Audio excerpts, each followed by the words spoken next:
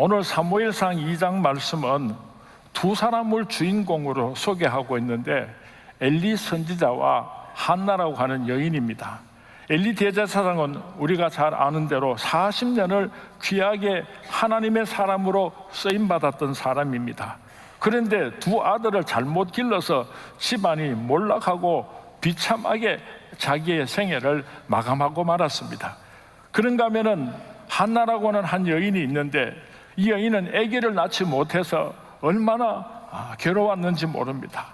하나님, 나에게 아들을 허락하여 주시면 이 아들을 하나님께 바쳐서 기르겠습니다. 눈물로 기도하고 하나님께서 그에게 아들 사무엘을 선물로 주셨는데 그 사무엘을 얼마나 잘 길렀던지 이스라엘의 가장 위대한 선지자 사무엘을 길러내는 어머니가 되었다고 오늘 성경 말씀에 기록하고 있습니다.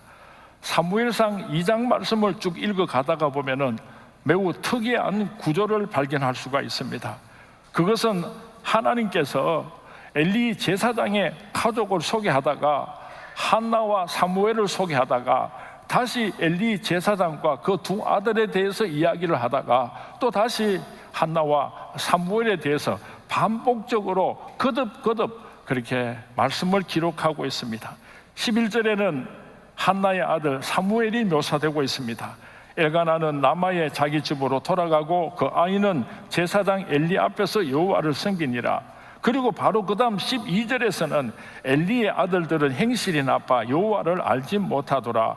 엘리의 두 아들에 대해서 설명을 하고 있습니다.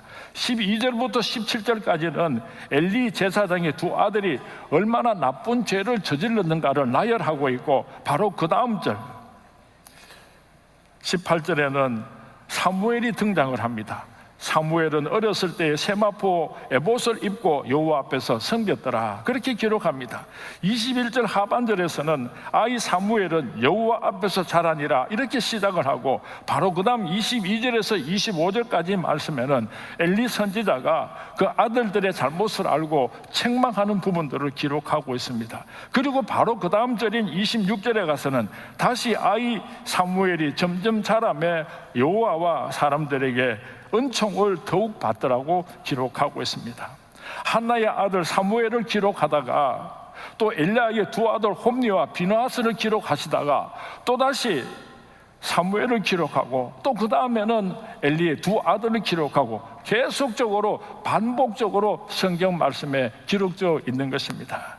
이것은 무엇을 의미하는가 하면은 하나님께서는 두 아들을 비교하시면서 어떻게 해서 엘리의 두 아들이 몰락하게 되고 말았는가를 설명하고 계시고 어떻게 해서 한나의 아들 사무엘이 위대한 하나님의 사람으로 쓰임받게 되었는지에 대해서 설명을 하고 있는 것입니다.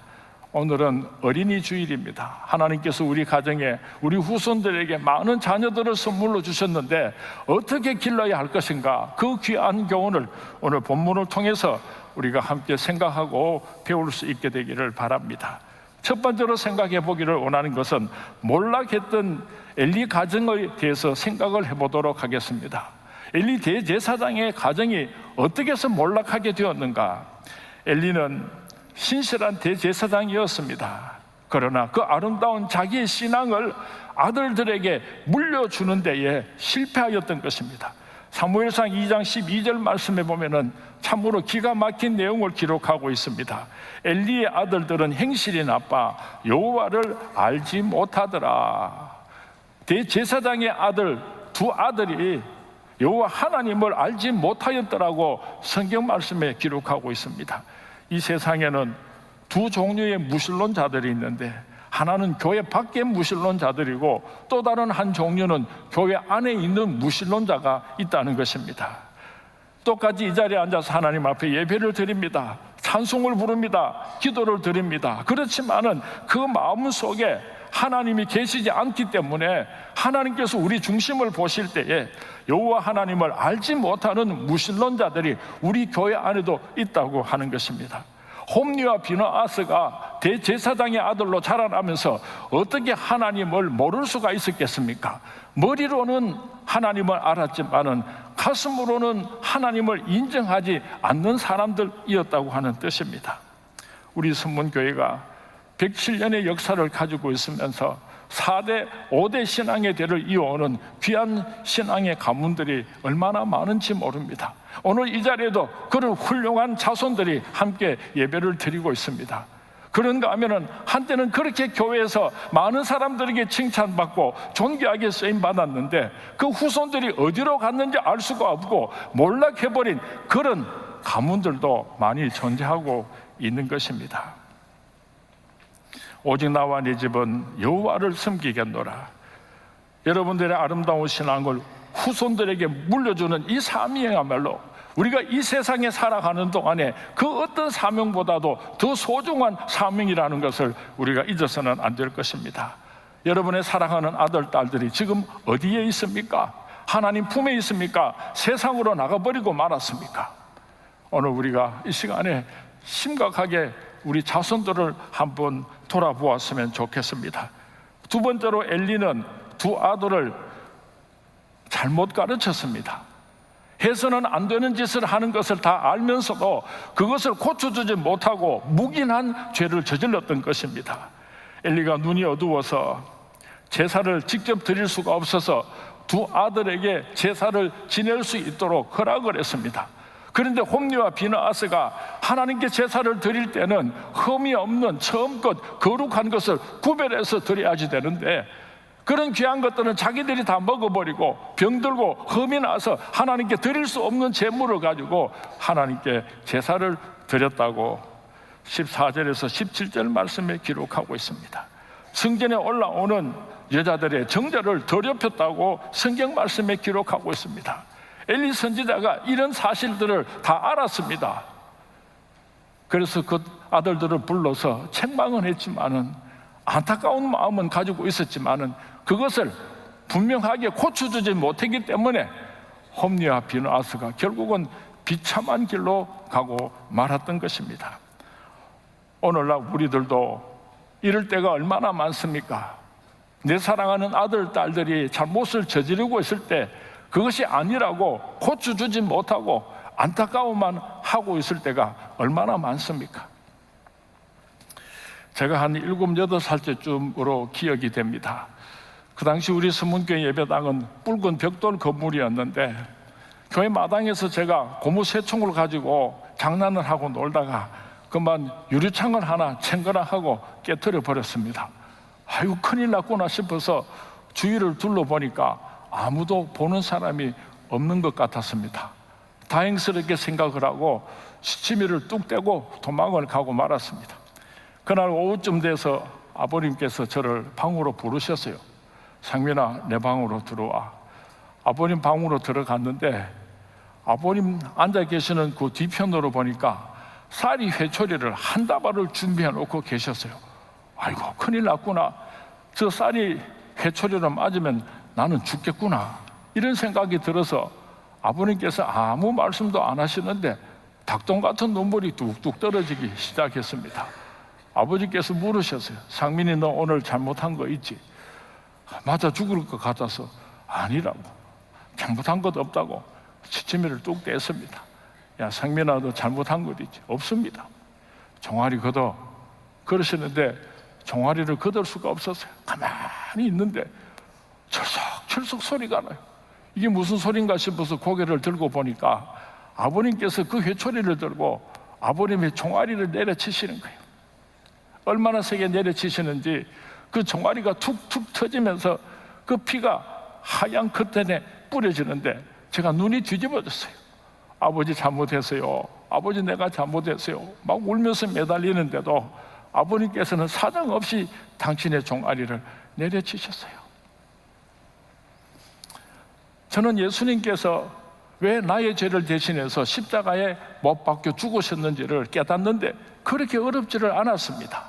죄 없으신 아버님께서 나를 대신해서 종아리를 맞으시는 그 교육을 받았기 때문에 예수님께서 나의 죄를 대신해서 십자가에 못 박혀 죽어주신 그 어려운 참 받아들이기 힘든 그 놀라운 축복의 사건을 나는 너무나 쉽게 이해하고 받아들일 수가 있었던 것입니다. 지금도 아버님이 얼마나 감사한지 몰라요. 사랑하는 아들의 그 잘못을 고치기 위해서 당신의 종아리를 내리치셨던 아버님의 그 사랑이 오늘 나를 여기까지 오게 했다고 저는 믿고 있습니다. 사랑하는 수문의 성도님, 여러분의 자녀들이 잘못한 일이 있을 때에 모른 척해서는 안 돼요. 가르쳐서 바르게 지도할 수 있는 우리 수문의 모든 가정들이 될 수 있기를 주님의 이름으로 축원을 드립니다. 엘리는 그 두 아들을 얼마나 사랑했는지 하나님보다도 더 사랑하는 죄를 저질렀던 것입니다. 오늘 본문 사무엘상 2장 29절 그 한가운데 보면은 내 아들들을 나보다 더 중히 여겨, 하나님께서 그렇게 말씀하고 있습니다. 이 말을 들으면은 가슴이 뜨끔한 성도님들이 많이 계실 것입니다. 아이고, 나도 내 자식이 하나님보다 더 소중한데, 아이고, 나도 내 손자가 하나님보다 더 귀하고 좋은데, 그런 생각을 하는 사람들이 많이 계실 줄 압니다. 여러분들이 아무리 자녀들을 사랑해도 하나님보다 더 사랑해서는 안 됩니다. 그것이 바로 우상이 되는 것입니다. 하나님께서 아브라함의 나이가 100살이 되었을 때에 그에게 이삭을 선물로 주셨습니다. 하나님이 내려다 보실 때 아브라함이 이삭을 얼마나 사랑했는지 몰라요.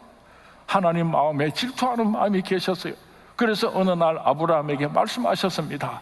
아브라함아, 아브라함아, 네 아들 이삭을 내가 지시하는 모리아 산에 와서 바치도록 하여라. 하나님의 말씀에 순종해서 아브라함이 그 아들 이삭을 모리아 산으로 데리고 가서 큰 바위에 묶어놓고 칼로서 내려치려고 하는 그 순간에 하나님께서 말씀하셨어요. 아브라함아, 아브라함아, 그 손을 멈추어라. 이제야 네가 나를, 네 아들 독자 이삭보다도 나를 더 사랑하는 줄을 내가 알았노라. 아브라함아, 그 손을 멈추어라. 이제야 네가 나를, 네 아들 독자 이삭보다도 나를 더 사랑하는 줄을 내가 알았노라. 하나님께서 얼마나 기뻐하시고 그 아들 이삭을 축복하여 주셨습니까? 밤하늘에 빛나는 별과 같이 창대하고 바닷가의 모래알과 같이 창대하고 내 씨로 말미암아 천하 만민이 복을 얻게 해주시겠다고 하나님께서 맹세하시고 축복해 주신 것을 우리가 잘 알고 있습니다. 사랑하는 수문의 성도님, 여러분 가정에 사랑하는 아들, 딸들, 손자, 손녀들을 사랑하시되 부모님 하나님보다도 더 사랑하는 어리석은 죄를 저지르지 않기를 주님의 이름으로 부탁을 드립니다. 그렇다고 한다면 두 번째로 한나는 아들 사무엘을 어떻게 길렀는가? 한나는 아들이 갓난 아기 때부터 하나님의 말씀을 철저하게 가르쳤습니다. 한나는 하나님 앞에 서원했습니다. 하나님, 나에게 아들을 주시면은 내가 그 아들을 성전에 바쳐서 하나님께 맡겨서 기르도록 하겠습니다. 그러면 한나가 사무엘을 언제쯤 성전에 갖다 바쳤다고 생각을 합니까? 이스라엘 백성들은 아기를 낳으면은 3살이 될 때까지 젖을 먹이면서 키운다고 합니다. 다시 말하면은 3살 때까지는 이 한나가 사무엘을 젖을 먹이면서 그렇게 기르고 3살이 되어서 젖을 떼고 나서 그 사랑하는 아들을 성전에 바친 것입니다. 이 세상에 태어나서 3살이 되기까지 한나가 사무엘을 어떻게 교육을 했는가 하면은요, 말도 못하는 그 갓난 아기에게 하나님의 말씀을 읽어준 것입니다. 사무엘이 말을 어떻게 배웠는가 하면은 하나님의 말씀으로 말을 배웠습니다. 사무엘이 어떻게 그를 깨우쳤는가 하면은 하나님의 말씀을 가지고 그를 깨우친 겁니다. 저도 그렇습니다만은 손녀가 재롱을 부리면 얼마나 귀여운지 몰라요. 말을 하기 시작했대. 말을, 그게 무슨 말인지도 모르겠는데 그 갓난 아기를 영어를 가르친대요. 그 갓난 아기에게 또 무슨 춤을 가르치고 조금 흔들기라도 하면은 막 춤을 추러 안다고 막 난리를 치기고, 우리는 그렇게 자녀들을 기르는데요, 한나는 그 갓난 아기를 안고 한마디 하나님의 말씀을 사랑하는 아들 입에 넣어주었던 것입니다. 유대인들의 어린아이 교육을 쇠마 교육이라고 하는데, 이것은 신명기 6장 4절에서 9절 말씀을 근거로 한 것입니다. 이스라엘아 들으라, 우리 하나님 여호와는 오직 유일한 여호와이시니 너는 마음을 다하고 뜻을 다하고 힘을 다하여 네 하나님 여호와를 사랑하라. 오늘 내가 내게 명하는 이 말씀은 너는 마음에 새기고 내 자녀에게 부지런히 가르치며 집에 앉았을 때에든지 길을 갈 때에든지 누워 있을 때에든지 일어날 때에든지 이 말씀을 강론할 것이며 너는 또 그것을 내 손목에 메어 기호를 삼으며 내 미간에 붙여 표로 삼고 또 내 집 문설주와 바깥문에 기록할지니라. 유대인들은 철저하게 어릴 때부터 시작해서 모세 오경을 가르치고 외우게 하고 설명을 해준다고 합니다.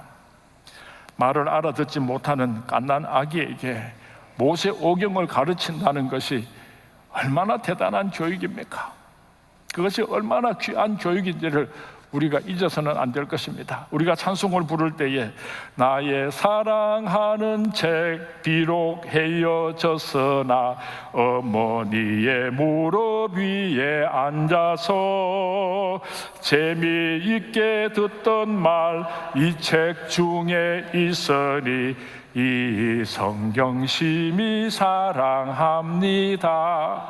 우리 어르신들이 저희들을 기를 때요 이렇게 길러주셨어요.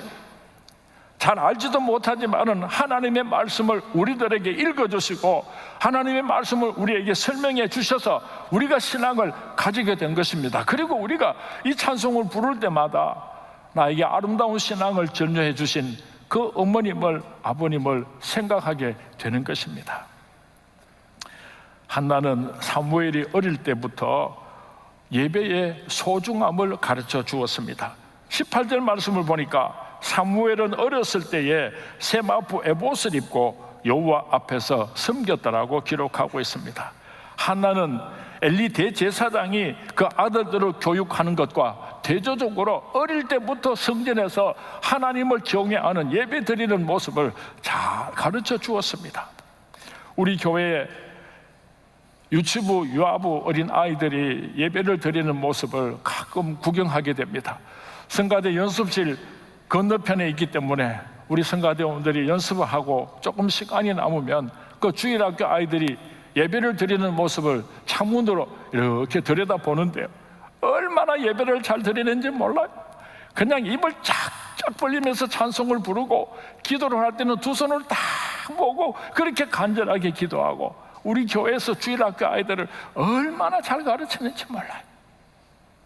어릴 때부터 하나님 앞에 예배 드리는 아름다운 모습을 여러분들이 가정에서도 길러주시기를 주님의 이름으로 부탁을 드립니다. 그리고 안나는 사무엘을 어떻게 길렀는가 하면은 성전에서 길렀습니다. 하나님께서 내게 아들을 주시면은 내가 성전에 바치겠습니다. 성전에서 기르겠습니다. 소원한 대로 그 사무엘의 나이가 3살이 되었을 때에 성전에 가서 바쳤습니다. 성전에서 자란다고 하는 말의 의미는 전적으로 하나님께 맡긴다는 뜻을 가지고 있습니다. 사무엘이 성전에서 자라날 때의 11절 말씀에 그 아이는 제사장 엘리 앞에서 여호와를 섬기니라. 18절 말씀에 사무엘이 어렸을 때 세마포 에봇을 입고 여호와 앞에 섬겼더라.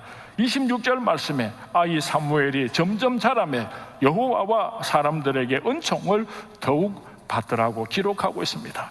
사무엘은 성전에서 자라면서 어릴 때부터 어떻게 하나님을 경외하는지를 배웠습니다. 사무엘은 성전에서 자라면서 어릴 때부터 하나님의 백성들이 어떻게 살아가야 하는지를 분명하게 배웠던 것입니다. 사무엘은 한나에게 있어서 세상 그 어떤 보물보다도 소중한 존재였을 것입니다. 눈에 넣어도 아프지 않을 그런 살아가는 아들을 하나님 앞에 바쳐서 길렀다고 하는 것을 우리가 잊어서는 안 될 것입니다. 자녀 교육은 성전을 중심으로 하고 이루어져야지 됩니다. 하나님의 성전에서 많은 시간들을 보낼 수 있도록 여러분들의 자손들을 지도해 주시기를 부탁드리겠습니다. 어떤 사람은 주일날 교회 나가고 또 다른 시간에 교회 나가고 그러면은 공부는 안 하고 허비된 시간을 보낸다고 그렇게 생각을 해가지고 교회 가는 것을 싫어하는 부모들이 많이 계신 것 같아요. 바보 천치들. 성전에서 자랄 수 있도록, 성전에서 하나님의 축복 속에서 자랄 수 있도록 우리 가정에서 지도해 주시기를 주님의 이름으로 부탁을 드립니다. 한나는 사무엘을 위하여 눈물로 기도하는 어머니였습니다. 아들을 얻기 위하여서 한 참 맺힌 눈물의 기도를 드렸던 어머니였습니다. 그리고 그 자식을 기르면서도 한평생 자녀들을 위하여서 눈물의 기도를 그치지 않는 기도의 어머니가 바로 한나였습니다. 눈물로 기도하는 자식은 결단코 망하는 법이 없다고 했습니다. 여러분들의 자녀들을 위하여 눈물로 기도하는 부모님들이 되시기를 주님의 이름으로 축원을 드립니다. 지난 금요일 새벽에도 말씀을 드렸는데요, 제가 목회를 하다가 보면은 아이들 얼굴을 보기가 힘들 때가 참 많습니다. 밤늦게 들어갔다가 아침 일찍 나오면은 우리 아이는 그냥 자기 아버지 얼굴을 일주일씩, 2주일씩 보지 못할 그럴 때가 있습니다.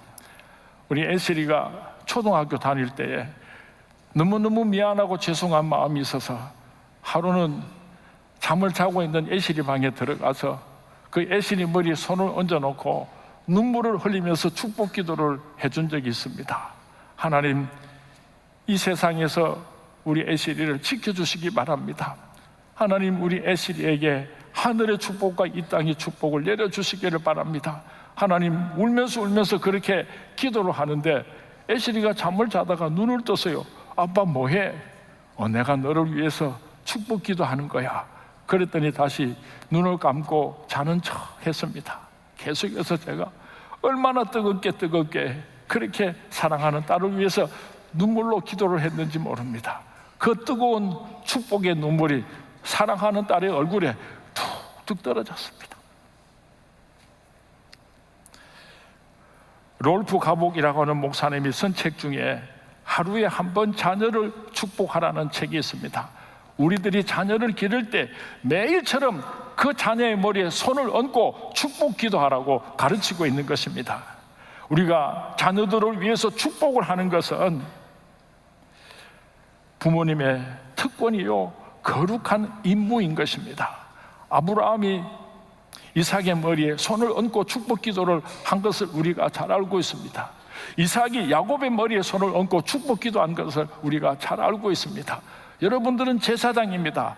여러분의 사랑하는 아들, 딸들의 머리에 손을 얹고 축복 기도하시는 부모님들이 될 수 있기를 주님의 이름으로 축원을 드립니다. 무릎을 꿇고 골방에 들어가서 자녀들이 보지 않는 곳에서 그들을 위해서 기도하는 것도 좋지만은 때로는 자녀들의 방에 들어가서 그 자녀들을 꼭 안고 여러분의 눈물로 축복 기도를 할 때 하나님께서 그 기도를 반드시 들어주실 줄로 믿습니다. 그 기도를 응답하여 주실 줄로 믿습니다. 이제 말씀을 맺으려고 합니다. 엘리는 하나님만을 바라보는 의로운 제사장이었습니다. 40년 동안 이스라엘의 사사로서 하나님의 영광을 높이 드러내는 위대한 하나님의 사람이었습니다. 그러나 두 아들을 잘못 길러서 패망하는 아버지가 되고 말았습니다. 엘리 선지자가 엘리 대제사장이 나이가 많아서 눈이 어두워서 자기가 제사를 드릴 수가 없어서 두 아들 홈리와 비느하스에게 제사를 드리도록 부탁을 했는데 홈리와 비느하스가 그 제사를 엉망진창으로 잘못 드리는 바람에 하나님께서 진노하셨습니다. 이스라엘과 블레시 전쟁을 할 때에 이스라엘 백성들이 3만 명이 죽는 엄청난 사건이 일어났습니다. 그리고 하나님의 법궤마저 빼앗겨버리는 엄청난 비극적인 사건이 일어났던 것입니다. 이 소식을 전해 들은 엘리 제사장이 너무너무 충격을 받아서 앉아있던 의자에서 뒤로 나자빠지면서 목이 부러져서 적사에서 죽었다고 성경 말씀에 기록하고 있습니다. 참 무섭죠. 눈물로 살았던 한 많은 여인은 아들 사무엘을 잘 길러서 이스라엘의 거룩한 선지자요 제사장으로 만들었습니다. 구약시대에 있어서 가장 위대한 하나님의 사람을 두 사람을 들라고 한다면 한 사람은 모세고 또 다른 한 사람은 사무엘입니다. 구약을 대표하는 위대한 사람 가운데 한 사람을 길러내는 아름다운 여인이 되었습니다. 오늘 성경 말씀은 우리들이 자녀 교육이 얼마나 힘들고 어려운가를 가르쳐주고 있습니다. 조영기 목사님은 공개적으로 나는 목회는 성공했지만은 자녀 교육에는 실패했다라고 하는 말을 하신 적이 있습니다. 참 어렵습니다. 오늘 설교 말씀을 준비하면서 저는 나 자신을 돌아보았습니다. 나야말로 홈리와 비나소와 같은 그런 길을 걸어갈 너무나 가능성이 많은 인생이었습니다. 얼마나 위태한 그런 젊은 시절을 지나왔는지 모릅니다. 제 친구 가운데 손꼽친구 김영배는요, 가끔 저를 보면 이렇게 놀립니다. 야, 상민아, 나는 하나님 잘 모르는데 니를 보면은 하나님 계시는 거는 확실한 것 같아. 어릴 때 자랄 때 같이 망나니 짓 하고 자랐는데 내가 이렇게 달라진 것을 보고는요, 그 친구가 그렇게 고백을 해요. 홈리와 비나스처럼 그렇게 몰락의 길을 걸어갈 가능성이 너무나 많았던 사람인데 어떻게 오늘 사무엘처럼 축복받고 이렇게 귀하게 쓰임받는 삶을 살아갈 수 있게 되었는가? 가만히 나 자신을 돌아보니까 이것은 오로지 하나님의 은혜요, 부모님의 은혜라고 밖에 말할 수가 없습니다. 당신의 종아리를 때리시며 가르쳐 주신 아버님이 계시기 때문입니다. 한 맺힌 축복의 기도를 한평생 이 못난 아들을 위해서 하나님 앞에 간구하시는 어머님의 기도가 있었기 때문입니다. 사랑하는 수문의 성도님, 지금 나의 자녀들은 어디에 있습니까? 신앙생활을 잘하고 있습니까? 하나님 앞에 감사할 수 있게 되기를 바랍니다. 신앙생활을 잘하지 못하고 있습니까? 얼마나 걱정스럽습니까? 그러나 포기하지 마시기 바랍니다. 옛말에 사람은 12번 된다는 말이 있습니다. 무슨 말인가 하면은 때로는 말을 잘 듣다가도 휘딱 뒤집어서 삐뚤어지기도 하고, 그렇게 망나니 짓을 하다가도 또 어느새 철이 들어가지고 착한 아들, 딸들이 되기도 하고, 그렇게 12번을 뒤집어져야지 비로소 철이 든 아들과 딸이 된다는 그런 뜻입니다. 오늘 힘들고 어려운 가운데 있어도 그 아들이, 그 딸이 돌아오는 날이 있을 것입니다. 우리가 기도하고 하나님께 눈물로 기도한다면 반드시 하나님께서 그 살아가는 자녀들을 하나님 부모로 여러분 가정으로 돌려주실 것입니다. 탕자 어구스틴이 어떻게 성자 어구스틴이 될 수가 있었습니까? 그의 어머니 모나코가 30년이 넘도록 눈물로 기도하였더니 그 탕자 어구스틴이 돌아와서 성자 어구스틴이 되었습니다. 위대한 하나님의 사람이 되었습니다. 얼마나 위대한 사람이 되었는가 하면은 루터가 종교개혁을 할 때에 사도 바울가 어구스틴으로 돌아가는 것이 종교개혁이다라고 말할 만치 위대한 하나님의 사람이 되었습니다. 그것은 고백록이라고 하는 책이 있는데, 그 책은 절로 역정과 함께 오늘날 모든 그리스도인들이, 이 세상의 많은 그리스도인들이 가장 많이 읽는 책이 되었습니다. 사랑하는 수문의 성도님 여러분, 절망하지 마시기 바랍니다. 눈물로 기도할 수 있게 되기를 바랍니다. 나 집에 돌아갑니다. 어머님 기도 못 잊어 새 사람 되어 살려고 나 집에 돌아갑니다. 여러분 가정에 이 놀라운 하나님의 축복이 함께 하시기를 주님의 이름으로 축원을 드립니다. 나의 마지막 소원이 무엇입니까? 내 사랑하는 아들, 딸들에게 이 아름다운 신앙을 물려주는 것입니다. 내 사랑하는 아들, 딸들이 주님 품으로 돌아와서 예수 잘 믿고 천국 가게 하는 것, 이보다도 더 큰 사명이 어디에 있겠습니까? 우리 수문의 모든 성도님들의 가정은 한나와 같은 가정이 될 수 있기를 주님의 이름으로 축원을 드립니다. 주님의 이름으로 축원을 드립니다.